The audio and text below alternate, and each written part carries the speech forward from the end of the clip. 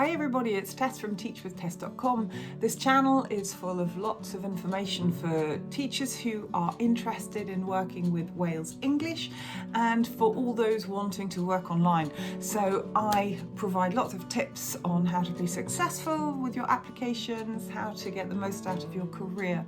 So I really hope you enjoy today's little video. So what am I talking about? Well, the big thing. I'm going to talk about a CV that will get you through the screening process of Wales English's application. There are many people looking at the moment to get online and to teach from home, and Wales English has got a great reputation, so they are literally receiving hundreds of CVs a day at the moment. A week probably, it would be better. Hundreds of CVs a week at the moment. So I'm going to take you through my top tips to help you get your CV through that screening process. This week alone, I've had 2 successful candidates, so that's been great. They got through the screening, I coached them through Zoom, and they aced their mock interview, mock class. So it's been a great week for me, so I just thought it would be useful for you to find out. So, first of all, the most important thing I would say for those preparing their CV is to make sure that the information that Wales English want to see you have is super obvious. So I've made a little list, the things that they want, okay? These are their requirements and they are unfortunately non-negotiable. Number 1 is that you are a native English speaker. So what does that mean? I've written it down, look. So you have to come from or have a passport from the USA, UK, Canada, Australia, Ireland, or New Zealand. Unfortunately, if you do not, they're not going to accept you. So that is the number 1 thing to make sure you have. The second thing that they absolutely want is a degree, okay? They prefer it to be relevant to teaching, but it doesn't have to be. Mine isn't. Mine is in media and communication, so nothing to do with teaching. The third thing that they look for is that you have a minimum 120-hour TEFL, that you have experience working with children or teaching at least 1 year. They prefer ESL experience, bricks and mortar, online. A combination of the 3 is great. Right, let's talk about the CV. So I've gone through the requirements that they want and they are looking for. So the fact that you meet those requirements have to be really obvious. I have seen so many CVs sent to me where you have to go right at the bottom to see that you are a holder of a bachelor's degree minimum. That needs to be right at the top. They have, I've seen personal statements that have absolutely nothing to do with teaching and teaching online and loving to work with young children or children, things that just aren't relevant to Wales. So that's number 1. They need to see the important info. Make it right, make it stand out at the top. Make it so that in your personal statement or your objective, you say, I am a BA holder from the UK and I have 120-hour TEFL certificate and I have experience with teaching English and I love working with kids, blah, blah, blah, blah, blah. They have every single piece of information they need in that paragraph. You could, or you can put a little, date of birth. If you do that, they don't require it, but you can put a little block of important information too.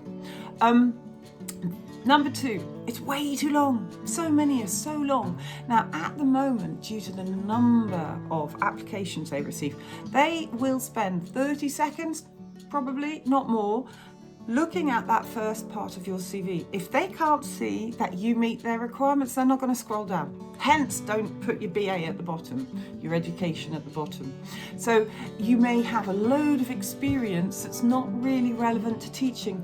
You could probably put something in brackets, between years X and Y. I worked in such and such an industry.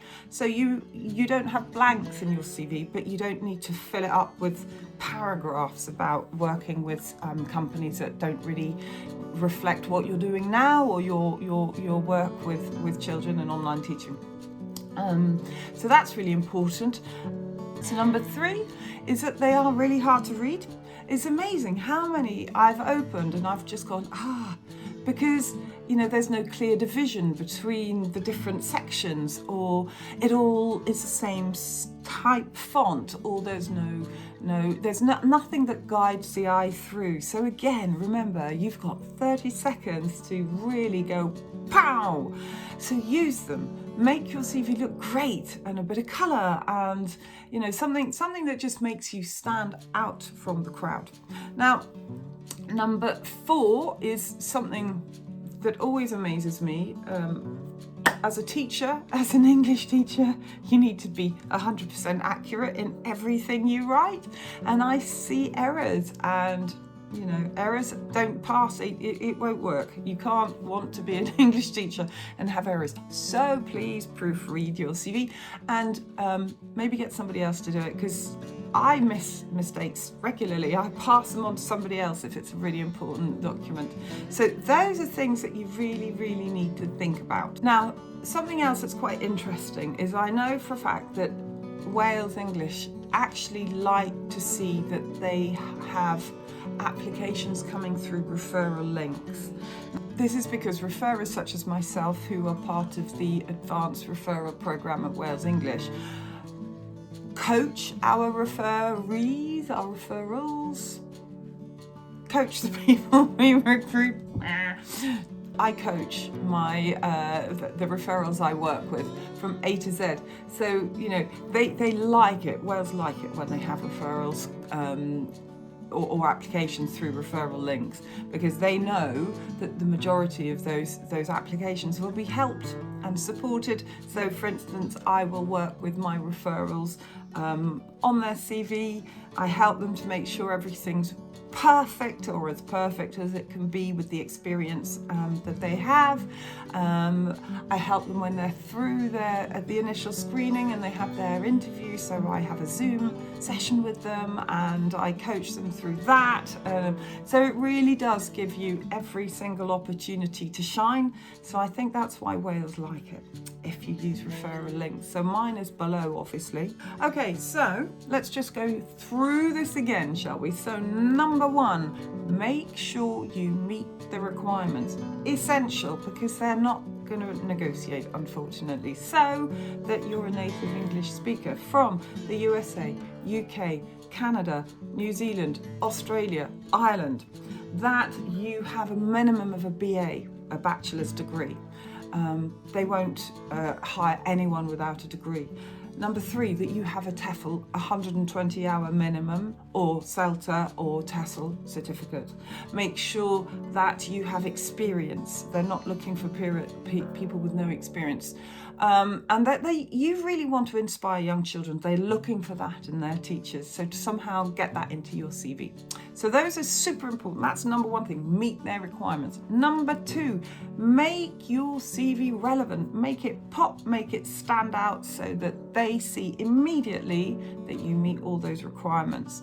Number 3, get rid of the stuff that is not relevant. Shorten it, shrink it, to the point. That's what a good CV needs to be for Wales English. And double check everything to make sure that you have no mistakes. So I think that's really important. And then last of all, try and get a format that pops. Okay, they want to see it and they want to go, wow, okay, I'm going to read more of this CV. So those are my top tips for you to get a great CV through Wales English application process. If you would like some more support, please email me. If you want to apply, as I said, my referral link is in the box below. Please subscribe, like my channel if it's useful. There'll be a load more videos coming this way around teaching at Wales, how to ace your trial lessons, and all the other things that is I hope helpful to know. If there's things you'd like me to talk about, that you'd like a video on, please put it in the comment box, or again, email me. I'd love to hear from you. So thank you so much. I really hope that was useful, and I will see you next time. Take care, bye, thanks.